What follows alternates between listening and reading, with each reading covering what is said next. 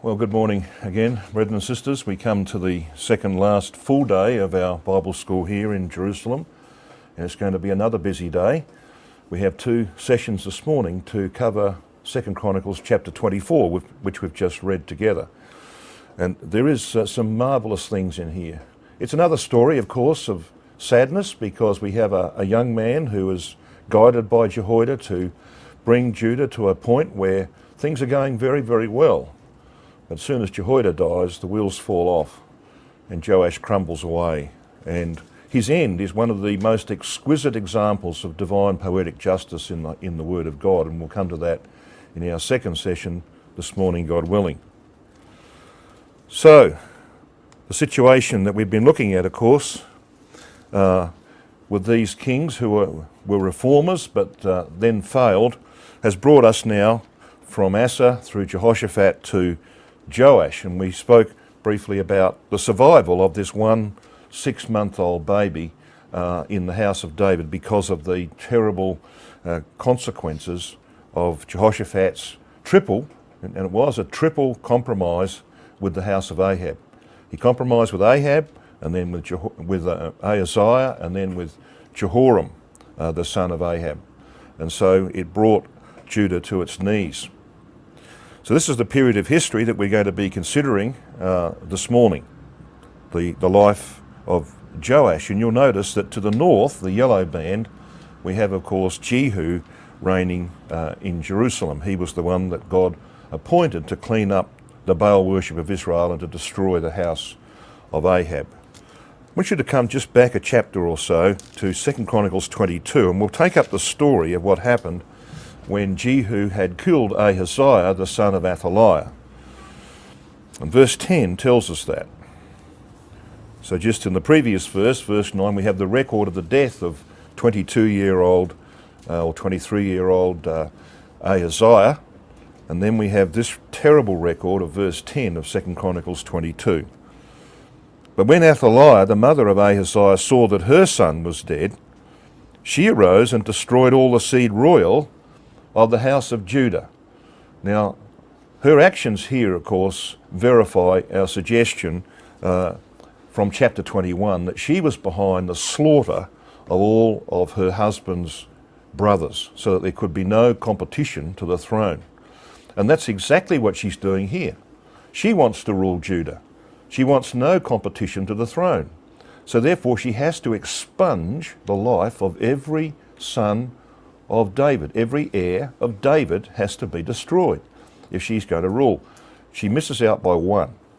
Now, can you imagine a grandmother running around the palace, probably with one or two of her supporters in tow, slitting the throats, cutting the throats of her own grandchildren?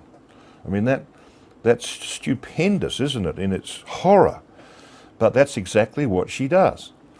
And we read this record. When she saw that Ahaziah was dead, she arose and destroyed all the seed royal of the house of Judah. But God intervenes, and he intervenes in the form of the wife of Jehoiada, Jehoshabat. Now, as you can see on the screen, her name means whose oath is Yahweh. That is, she's dedicated to him. So she, seeing what is happening, intervenes. But Jehoshabat, the daughter of the king, took Joash, the son of Ahaziah, and stole him from among the king's sons that were slain, or as the Hebrew has it, that were being slain. So this is an action that she's taking while there is these screams coming from the children who are being butchered by Athaliah and her men. Can you imagine that? So she hears the screaming, she looks out the door and sees what's going on, and immediately acts to save the little boy Joash, the youngest son of the house of David, from being murdered by his own grandmother. And so we then see in the record of verse 11, she stole him from among the king's sons that were being slain and put him and his nurse in a bedchamber.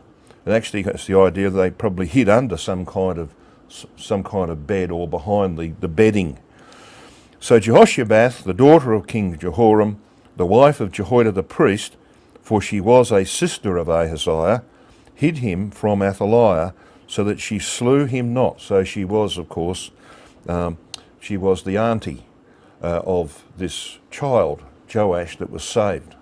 So it's a close relation to her. And he was with them hid in the house of God 6 years, and as we read yesterday, Athaliah reigned over the land, but not over the people of the land. So what a wonderful woman she is in this crisis in Judah. Yahweh is able to choose to pick people for the moment, and he chooses this one, but she's no ordinary woman. Okay, she's actually a princess of the house of David, the daughter of Jehoram, possibly by another wife. She may not have been a full sister to Ahaziah, but she was certainly, her father was Jehoram, Athaliah's husband. She's the only recorded princess to marry the high priest in Israel's history. She could not have been older, and you can do the sums for yourself. She could not have been older than 28. She was probably younger than that. Jehoiada could not have been any younger than 95.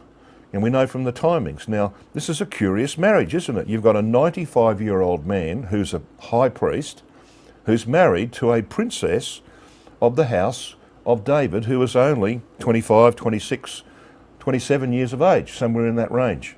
Okay? This produced a unique son. I only had one son, but he's a unique son, isn't he? Because in actual fact, he's got royal blood, he's got priestly blood. He's a royal priest. He is, as it were, in the elect form, a king priest. Okay, that's what he's going to end up being, isn't he? A king priest. So this is a wonderful marriage, a curious marriage, but one, of course, that was to save the covenants of God to David from ruin. So he used faithful people for that purpose. Zechariah, their son, was between 30 and 40 when murdered by Joash. And I would like to think that maybe he was about 33, because you see, he is used as a type of our Lord Jesus Christ, and I'll show you that a little later on in our second session. Now, these two boys, the one we've just read about, who was with Jehoiada and Jehoshabath, hid in the house of God for 6 years, grew up together in the temple. So Joash and Zechariah are growing up together. They're cousins, aren't they? So here was the place where they grew up. So they had the same education, all right? Zechariah was heir to the high priesthood and a son of David on his mother's side. So you've got the rightful heir to David's throne. You've got the heir to the high priesthood and a son of David on his mother's side. What a unique situation that is. Isn't that fascinating? And they're brought up by the same parents, one a very old man, the other one a very young mother. So there's something unique about this story. They had the same upbringing, these two boys, the same parents, the same home. Now we're going to see in our studies that this setting was very important to Christ, as we shall see, because when he comes into this place and speaks of it and of its history, he's going to pick up what happened in the days of Joash and demonstrate that what happened in those days was a type of himself. So David's throne was seriously jeopardised, as we've just seen there in 2 Chronicles chapter 22, verses 10 to 12, because of Jehoshaphat's compromise with the house of Ahab. It reached its climax here with the murder by Athaliah of all but one of David's heirs. One evil woman, Athaliah, was outmanoeuvred here by another faithful woman, Jehoshabath, whose oath was Yahweh, to rescue the throne of David from extinction. So here's this woman, saved this 6-month-old Joash from Athaliah with a 95-year-old husband, and hid this young child in the temple and raised him. So this is the period of history that we're considering. You can see down here on the green line of the chart of the chronology of the kings, we have the accession of Joash, but there's a 6-year interregnum in the line of David while Athaliah reigns over the land. And he becomes king at the age of 7, does Joash. Well, of course, you can't rule anything at the age of 7, leave alone a kingdom. And so he depends entirely upon the input of Jehoiada, and we're going to see that. And we saw that when we read, of course, 2 Chronicles 24. You just come to 2 Chronicles 24 and you see in verse 3, maybe verses 2 and 3, Joash did that which was right in the sight of Yahweh, and then it's qualified. All the days of Jehoiada the priest. Okay. And then it says, and Jehoiada took for him 2 wives, and he begat sons and daughters. So he's totally dependent on Jehoiada the priest.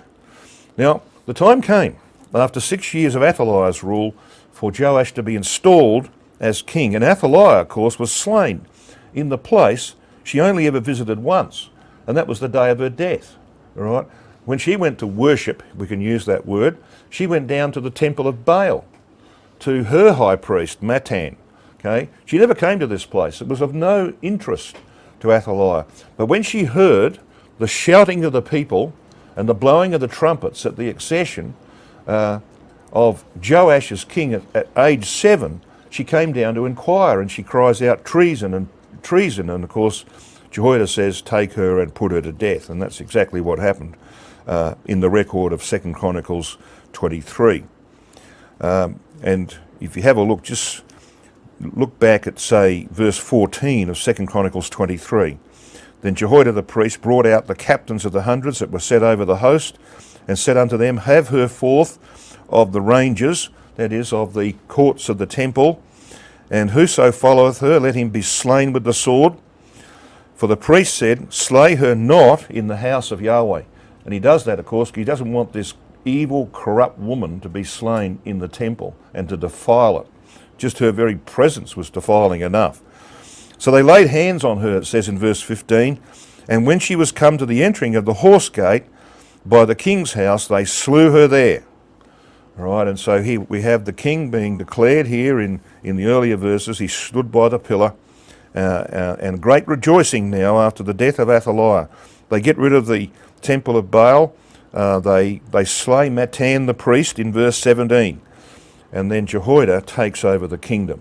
So that's the transition of power to this man Joash. Now in our King's Notes we call him the ungrateful dependent.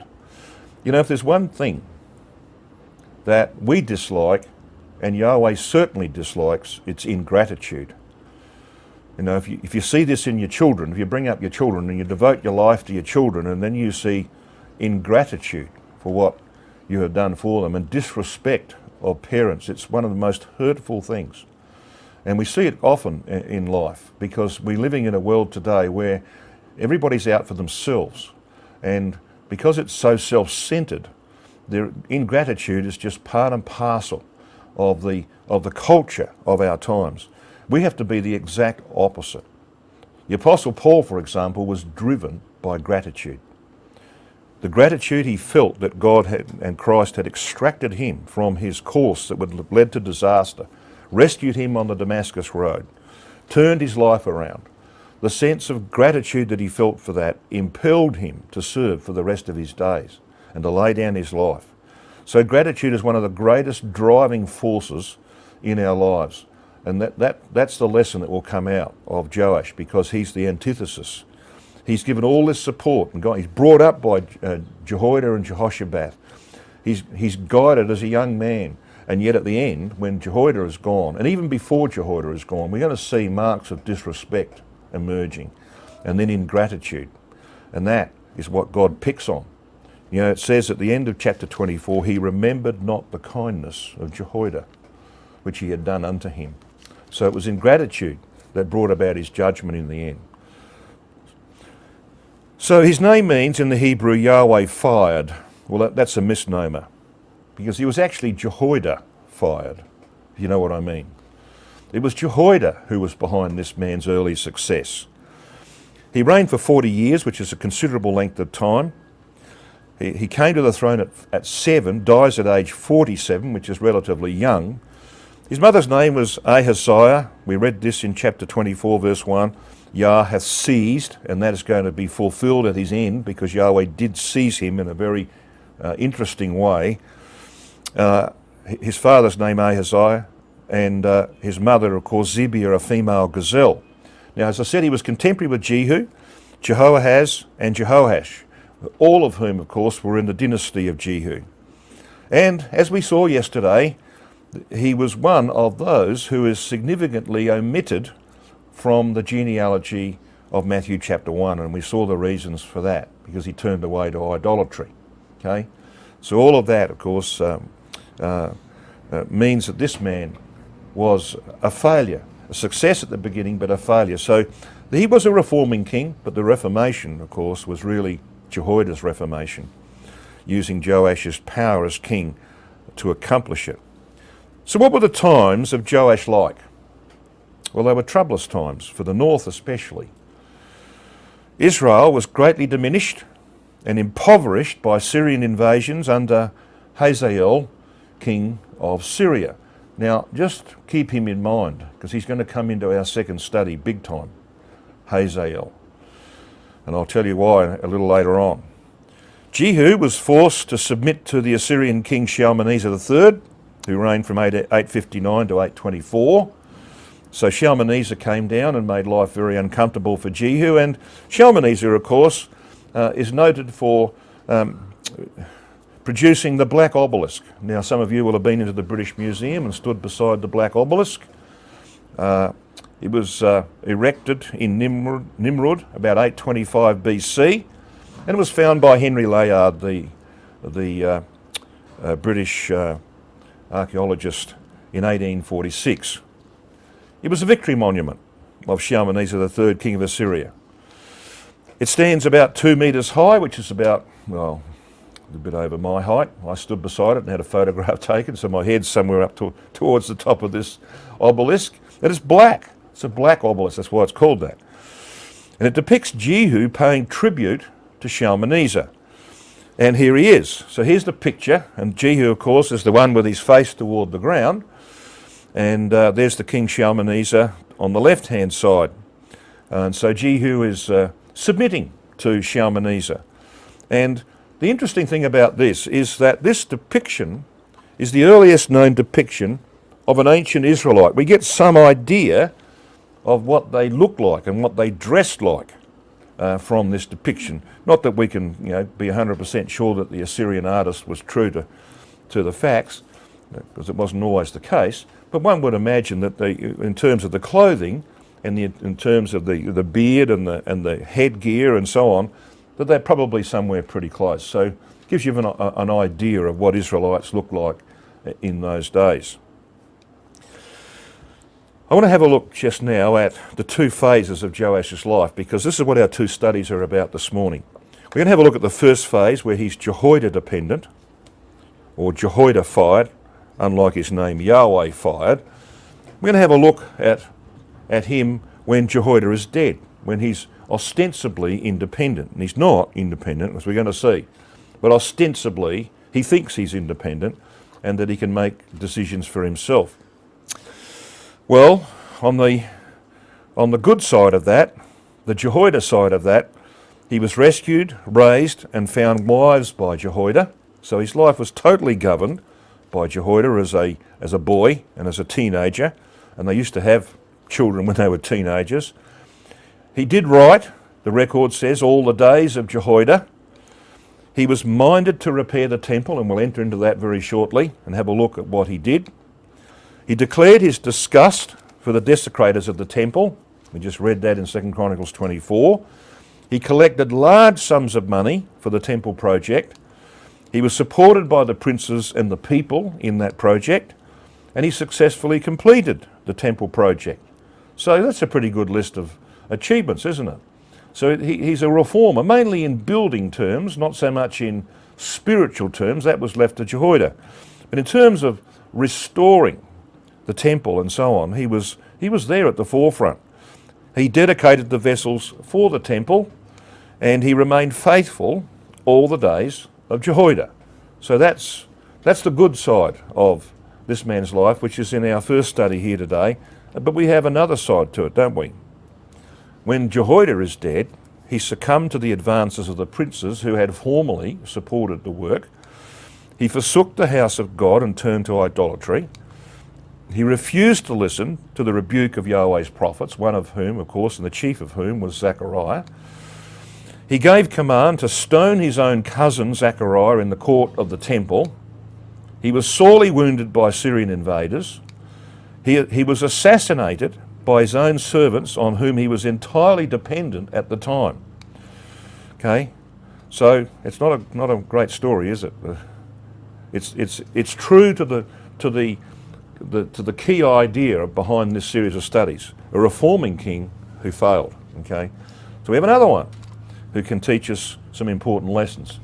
So let's learn the positive lessons from the life of Joash by looking at what he did in relation to repairing the temple. So come to 2 Chronicles 24, and we'll pick this record up at verse 4. And it came to pass after this that Joash was minded to repair the house of Yahweh. Now this word minded, two words in the Hebrew, im leb, means literally in the heart. So Rotherham faithfully translates that it was near the heart of Joash to repair the temple. Now that's a very good motivation, isn't it? Because when we translate that into our times, what does that mean for you and me? Well, the temple, the house of God, is the ecclesia to us, isn't it? And so therefore, if we have the objective of repairing or mending or doing what we can to support and rebuild the house of God, then that's looked upon with approval by our God in heaven. He wants us to have that kind of spirit. And Joash had that spirit. So we can learn an important positive lesson from him. Now, to be sure, he had Jehoiada behind him, obviously influencing him, but nevertheless, it was in his heart. So he took up this project. The word repair here, chadash, means to make new or to rebuild. So it's about renewing, and Rotherham translates it that way, and occurs again in verse 12, that word rendered a little differently, mending. So he was mending the house. So this is a repair job on the house of God. The word repair in verse 5, which says, he gathered together the priests and the Levites and said to them, go out unto the cities of Judah and gather of all Israel money to repair the house of your God from year to year, and see that ye hasten the matter, he said. So there's youthful enthusiasm here. And you need that in the ecclesial life, don't you? You need people who have got the energy, and they get in there and they do it as much as they can, as long as they're properly guided by more senior people, as Joash was, by Jehoiada. They can do an awful lot of good, an enormous amount of good in ecclesial life with the youthful enthusiasm. This word repair means to make strong, to restore to strength, to give strength. And that's what our work in the truth should be about. But, sadly, if you have a look at the end of verse 5, howbeit the Levites hastened it not. And the word here means to prepare quickly. They didn't do it quickly. Okay? They didn't do it quickly enough for this young man Joash. He was impatient. He wanted to push on. And the Levites were not quite as enthusiastic as he was. So what does he do? Well, unfortunately, he criticises Jehoiada, and you'll see that in a minute. But I want to just divert now, while we're talking about the positive side of this. I want to come to 2 Kings, the companion account in 2 Kings 12, and see if we can pick up some key lessons here. 2 Kings 12, verses 4 to 6. Just adds some information that we don't get in the book of Chronicles. You pick it up again at verse 4, 2 Kings 12. And Jehoash, now you'll see the spelling is a bit different there, but it is the same name, Joash, said to the priests, all the money of the dedicated things that is brought into the house of Yahweh, even the money of every one that passeth the account, the money that every man is set at, and all the money that cometh into any man's heart to bring into the house of Yahweh. You notice how I paused, so we got three things there? Because there are three things there, and they're very important, and we're going to see how they fit into the context here. So what does it mean? Every one that passeth the account. Well, the word passeth, abar, pass along or cross over. The word is used in Exodus 30 verse 13 of the half shekel of the sanctuary paid by every Israelite numbered in a census. You know what happened? There was only one reason you could take the number of Israel, and that was to collect the half shekel of the sanctuary. And of course, we know that it was silver, Silver is the symbol for redemption, and the half shekel, which is a very small amount, was to indicate that whether you were rich or poor, you all had the same need. Rich or poor, we're all mortal. They all had the same need for redemption, silver. Okay, so you all paid the same amount because you're acknowledging to God you're sons of Adam. You needed redemption from sin and death. That was the purpose of collecting this half shekel, the sanctuary. So it was still happening. People were bringing their half shekel, the sanctuary. And that, by the way, means that it was obligatory or mandatory. Now, there was no way of saying, well, look, I don't want to pay it. You had to pay it. So this is something laid upon people. It was obligatory. But then it says, in the second part of that, it says that the money that every man is set at. Now, the Hebrew word here, erek, means to estimate or to give a valuation to something. It is used 9 times in Leviticus 27, verses 2 to 8, of the price to redeem vows, which were actually estimated by the priest. So if you wanted to redeem a vow, you had to bring along the appropriate sacrifice, whatever, and the priest would lay upon you a certain amount that would fulfill that vow, so to speak. And whatever he said, whatever his estimation was, that's what you paid, okay?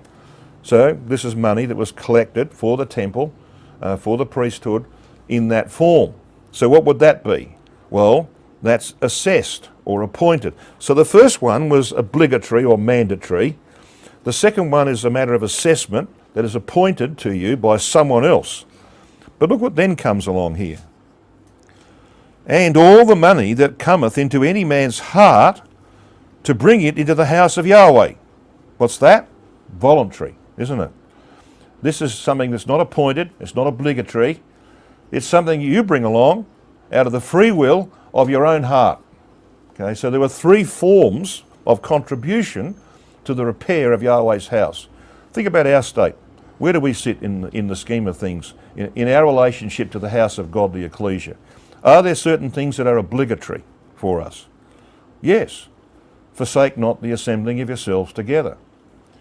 Meet every first day of the week to remember the sacrifice of Christ. Is that obligatory? Well, of course it is. We're commanded to do that, aren't we? It's not a matter of choice. We're commanded to do that. So that's the obligatory, mandatory portion of our service. And if we didn't turn up to the meetings, would the ecclesia function? Would the house of God be repaired? Don't think so. Okay, so you can see the application to ourselves. Now, what about set at, the amounts that are appointed? Well, in our ecclesia, the arranging brethren sit down after every 6 months, I think they do this, and they actually lay out the program of who will do what in the ecclesia. You're going to do this, and you're going to lead these classes, and whatever else. See, and they make appointments, all right, that we might fulfill our vows, redeem our vow. Right? We made a vow at baptism, didn't we? So the ecclesia is making appointments, and we are under some obligation, obviously, to fulfill those appointments. But then you come to the third matter of voluntary contributions to the repair of the house of Yahweh. So, you might be one of those people that thinks, well, I've got to come to the meetings on a Sunday and I'll fulfill my appointments that the ecclesia makes, but that's the last they'll see me. Right? That's the end of the matter. That's the last they'll see me. When it comes to working bees at the ecclesial hall or to do the hall cleaning or whatever it may be, where you can get away with not turning up, well, I'm not going to turn up. See? You can have that attitude, can't you? But you see, what we're being taught here is that the proper approach, which Joash had, the proper approach was that there ought to be voluntary contributions over and above our obligations and whatever may be appointed to us. It's got to be the centre of our lives. The house of God must be the centre of our lives, and there must be a voluntary spirit towards it. That's the clear lesson that comes out of this. So let's just summarise. Building in the house of God, as we find it here in 2 Kings 12, 4-6. So let's just read on here.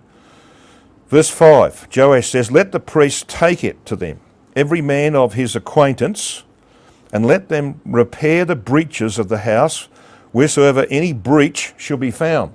So these 3 forms of contribution are designed to patch up or mend any breaches in the house of God. We always got breaches in the house of God. I've not known a time in my 50 years in the truth where there hasn't been breaches in the house of God in some form. There's never any excuse for not doing any work in the truth, is there? Never. So that's the clear principle that we have coming out here. Verse 6, but it was so that in the 23rd year of King Joash, the priests had not repaired the breaches of the house. So Joash was frustrated. He's very frustrated because it wasn't happening like it should have happened. And sadly, of course, I've got to be careful what I say. I'm not always careful what I say, but I must be careful what I say. That where I come from, one of the great problems we have right now in 2017 is we cannot get enough people to fulfil the appointments in the ecclesia. We cannot get people to work in the ecclesia. It's very, very sad. But we're not the only ones, because wherever I go I find the same message. So one of the things we have to take away from this study is that we must make our contribution. We must get in there and do whatever we can, whatever is within the capacities that we have, we must get in there and do it. So let's summarise it. The three forms of contribution to the house of God and their antithesis, because there is an antithesis. And the antithesis was provided by Athaliah and her sons and their attitude towards the house of God. So, number one, the duty required of every man. In other words, submission to obligations. Now the antithesis to that is lawlessness. I don't care attitude, see? The second one, the value of dedication over and above duty. That is, appointment. Willingness to offer more in building. Now the antithesis of that is deliberate breaking down, isn't it? It's opposite end of the scale. The third, offerings freely given from the heart. That is total dedication to Yahweh. And the antithesis of that is dedication to false gods. Okay? Now that was the policy of Athaliah and her sons. And we're going to see that when we come to the record of her. So come back to 2 Chronicles 24 and we see what was said about Athaliah and her sons. What their attitude was like towards the house of God. 2 Chronicles 24 and verse 7. For the sons of Athaliah, that wicked woman, had broken up the house of God, and also all the dedicated things of the house of Yahweh did they bestow upon Balaam. Now that is the antithesis of what we've been reading in Kings. Now these sons of Athaliah were the older brothers of Ahaziah, who were ultimately taken away by the Philistines and the Arabians. We read that record in 2 Chronicles 21 and verse 17. They met a sticky end because of their attitude to the temple of God. That wicked woman, the Hebrew word, means a female wicked doer. And Rotherham translates it, Athaliah, the lawless. So there we've got the power behind this kind of attitude towards the temple. Athaliah, the lawless. So the policy of Athaliah was clear from that verse, wasn't it? She encouraged and promoted lawlessness among God's servants. She used the immature to desecrate and break up the house of God, the ecclesia. If I had to suggest where most or some of our problems are coming from today, it's from some of our younger folk who are imbued with the spirit of humanism and gadgetry and all that sort of stuff, which has skewed their thinking, okay? A lot of it's coming from that area, and some of them not doing great things for the house of God. And she dedicated the vessels, and of course we know vessels represent individuals in the house of God. She dedicated vessels belonging to Yahweh to worldly gods. So there's the exact antithesis to what Joash was setting about to do, okay? So when you compare the two records, you can see that they relate to one another. So while we're here now in 2 Chronicles 24, let's see if we can see what happens to the attitudes of Joash. He starts very well. And when you get to verse 6, there's a problem that begins to emerge. Look at verse 6 of 2 Chronicles 24. Because the Levites hastened not the building or repairing of the house of God, he got a little agitated. And verse 6, and the king called for Jehoiada the chief, and said unto him, why hast thou not required of the Levites to bring in out of Judah and out of Jerusalem the collection according to the commandment of Moses the servant of Yahweh, and of the congregation of Israel for the tabernacle of witness? Okay. Well, this is youthful, unthinking, youthful criticism. And we can learn a lesson out of this too. Jehoiada was his father and mentor. Joash was the son, an adopted son and student. Jehoiada was nearing 130 years of age. Now, 3-4 days at a Bible school has worn out people who are in their 40s or 50s. Okay? You get my point? This man has been labouring in the truth assiduously for 100 years. Okay? That's a long time to be labouring in the truth. He can be forgiven for being a little bit worn out. And you and I, when we get towards the end of our life, our powers fail, do they not? Our memory fails, our strength fails.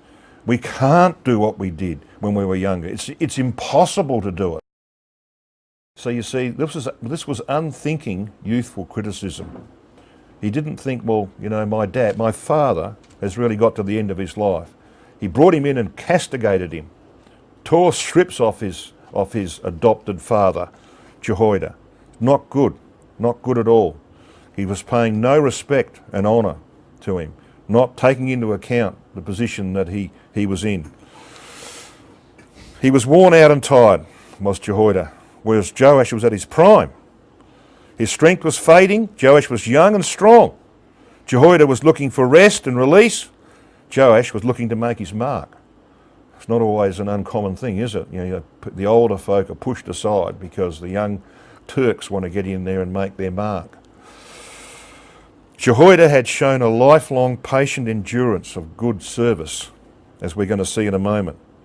Joash is involved in youthful, unthinking criticism that's not going to lead to good things. You know, one of the things that is of great distaste to me, and I know to some folk that are older than me, is the lack of respect that is shown to older brethren who have given so much good service and have remained faithful for so long. I find that very difficult to bear. And so does God. So he pays a price for this. He pays a price for this, as you're going to see, because he gets a lack of respect from people that he should expect respect from. Okay, so that's where it ends up. You're poetically served. There's no question about that, as we're going to see in the case of Joash. So let's come down then and see what happens at the end of this period of Jehoiada's overshadowing of Joash. We'll come down to verse 12, because they actually get their act together. They collect more money and they get their act together. They get the workers involved. And verse 12 tells us, and I want you to notice the phraseology here. Notice who's here still. And the king and Jehoiada. Notice this. The king and Jehoiada gave it to such as did the work of the service of the house of Yahweh, and hired masons and carpenters to repair the house of Yahweh, and also such as wrought iron and brass to mend, to repair the house of Yahweh. So the work went ahead. Now, there's a very interesting word in verse 13. So the workmen wrought, and the work was perfected by them, and they set the house of God in his state and strengthened it. Now I find that curious. So what it says, it doesn't say they set the house of God in its state, but in his state. What does that sound like to you? It sounds like the body of Christ to me. It sounds like the ecclesia, the body of Christ, the house of God. His state, see? Now I'll come to that in a minute because it's quite important. But let's just step back to this word perfected in verse 13. There are two Hebrew words here. Elah, Aryukah. Now we know what al means, don't we? It means to ascend. Allah, to ascend. Literally, it means to ascend to wholeness. So all of this work that they put in to repair the house of God is likened here to the ecclesia, and it's ascending to wholeness. Okay? Now you'll see the point of this in a minute. They set, two Hebrew words again, eth amad, to stand itself. So it's ascending to wholeness, to stand itself. And of course the house of God in the Hebrew is Bayith Elohim. Literally, the house of mighty ones, which is exactly what the ecclesia is, isn't it?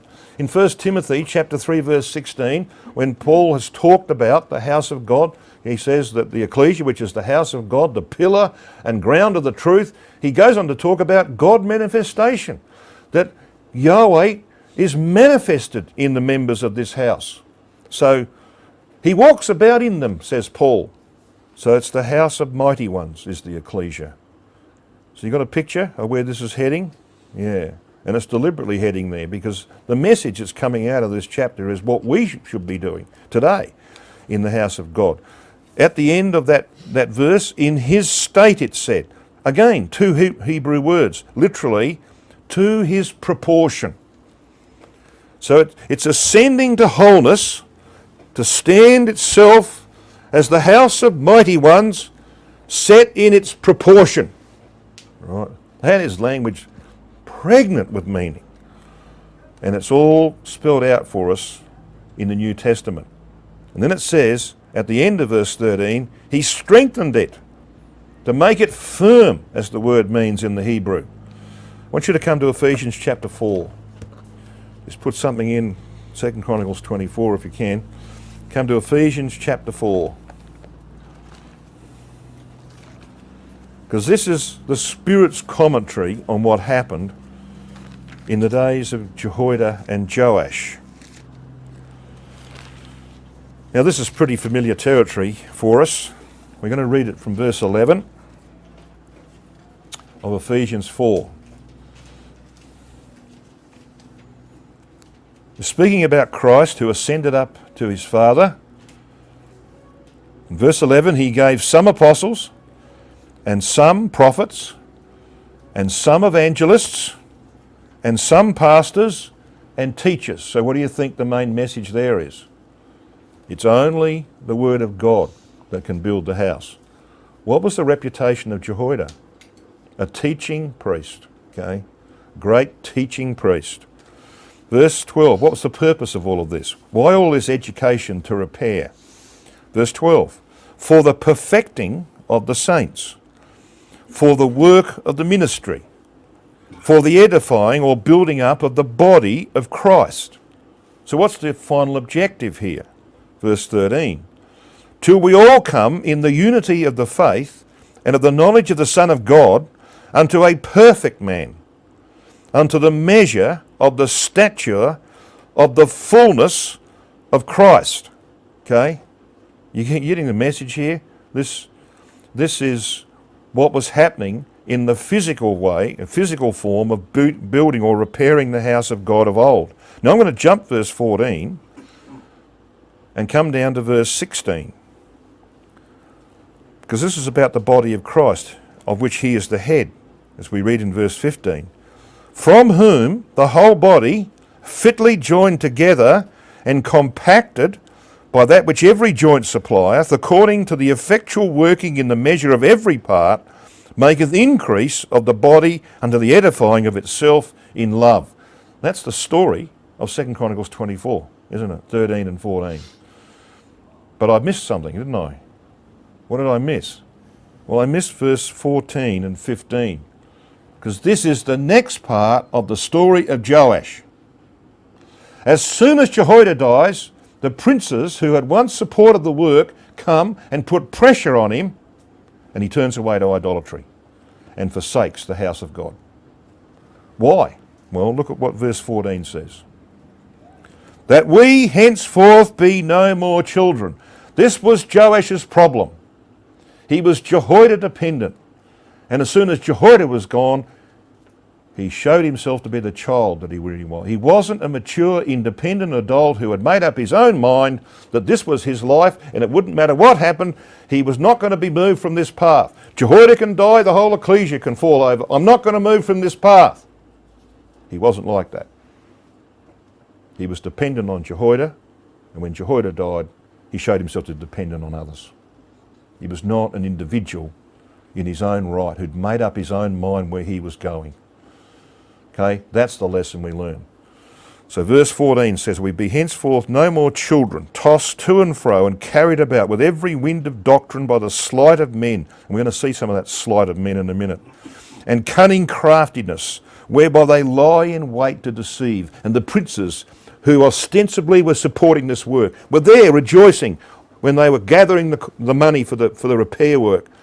As soon as Jehoiada was gone and the rock of Gibraltar had disappeared, they turned. They were lying in wait, ready to do their work of deceit on Joash. So this is a commentary on 2 Chronicles 24. What should we be doing? Verse 15. "But speaking the truth in love may grow up into him in all things, which is the head, even Christ." So this is why we read about this house ascending to wholeness, to stand as the house of the mighty ones, set in his proportion, right? That's what the ecclesia should be doing, growing up into the head. All of that was prefigured in the work of Jehoiada and with support from Joash until Jehoiada dies. Tragic situation here. Let's come back then and just wind up this little section that leads up to verse 15, because that will be where we begin in our next study, God willing. It says at the end of verse 14, "They offered burnt offerings in the house of Yahweh continually all the days of Jehoiada." Yep. So what do the vessels represent that they offer in that verse? Vessels of gold and silver, it says. Well, gold, of course, is the symbol for tried faith, isn't it? And silver, the symbol for redemption. And vessels, we know from 2 Timothy chapter 2, verses 20 to 21, is a reference to the individuals in the house of God. And there are some vessels to honour, and there are some vessels to dishonour. They made burnt offerings, of course. Burnt offerings spoke of dedication mentally, morally and physically to God, head first. Then came the fat around the vital organs, the things that the real you, the heart of man. And then came the innards and the legs, the active things, the works. So it's mental, moral, physical. That was the form in which the burnt offerings were made. They were offered continually. The word that is used throughout Numbers 28 of the continual burnt offering, because that's what God wants, continual service. But the stability of this reformation is attributed to Jehoiada. It says at the end of that verse, all the days of Jehoiada. Okay, it's attributed to him.